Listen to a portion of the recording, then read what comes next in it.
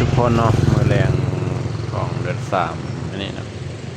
รถติดยาวเลยเนาะแถวห้วยหงเลยเนาะเส้นทางนี้เนาะเดี๋ยวตลาดห้วยหงเลยอันนี้ทางไปใส่ทางห้วยหงเนาะรถใส่ตัดมีใส่ดงโลกเนาะติดยาวเลยเนาะ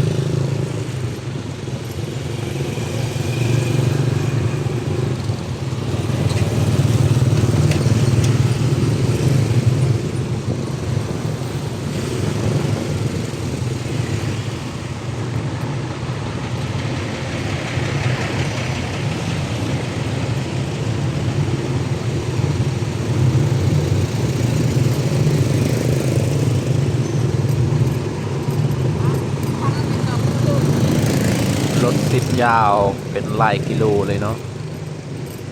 ตั้งแต่ไฟแดงคนเนาะไฟแดงตัดไม่ใส่เนาะไฟแดงลงโดกมาทางห้วยหง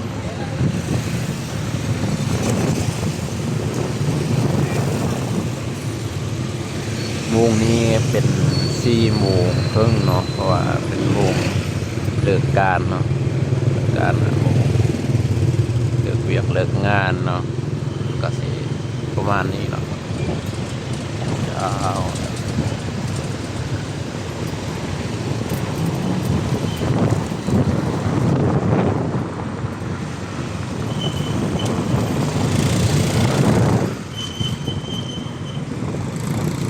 ติดจนฮอดแถว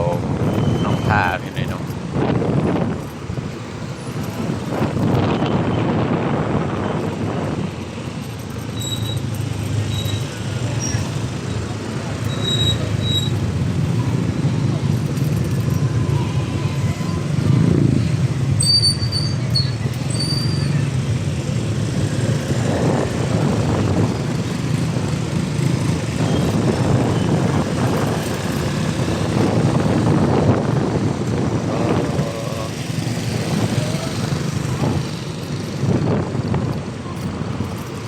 ยาวติดยาวติดยาว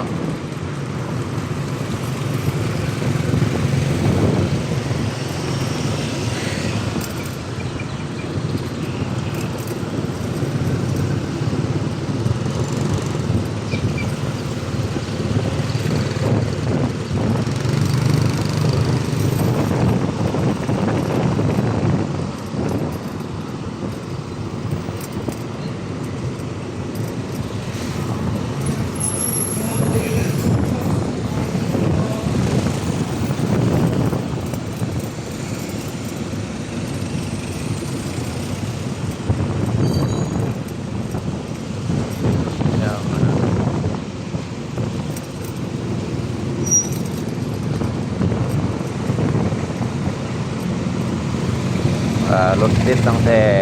ไฟแดงโด่งๆเนาะจนมาฮอดแถวหนองตาในจุดสุดแถวบริเวณนี้เนาะก็ติดยาว3 กิโลไปนะ3 กิโล 4 กิโล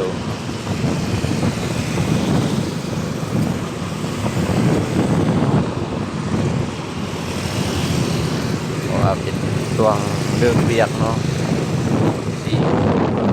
โมง 5 โมงเนาะ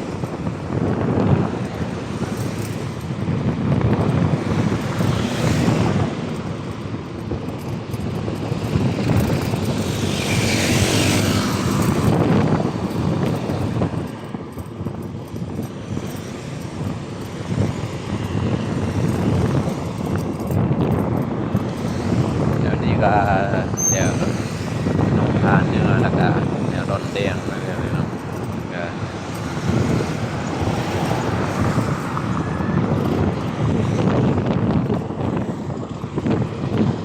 เส้นทางห้วยโองนี่เนาะอันนี้ลงไปนี่ก็จะไปสอดใส่แทงลงวันคำลงปลาลานลงปลาแลบเนาะลงปลาลานเดี๋ยวคงไปสิ้นเนาะเส้นทางนี้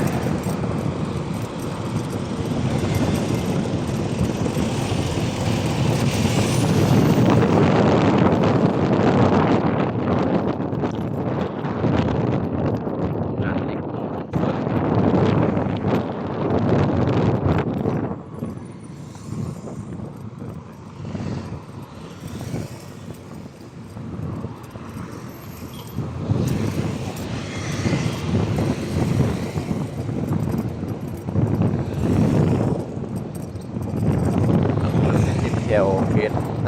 แต่ว่าเก็บอ่าเพราะว่าทางแคบเนาะ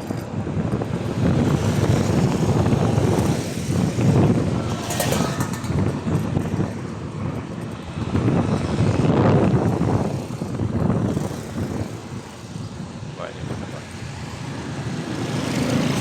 ทางนี้เนาะไปซื่อๆก็ไปทางวงเอเชียนเนาะไปบนตองก็เลี้ยวเนาะเลี้ยวซ้ายนี่เนาะ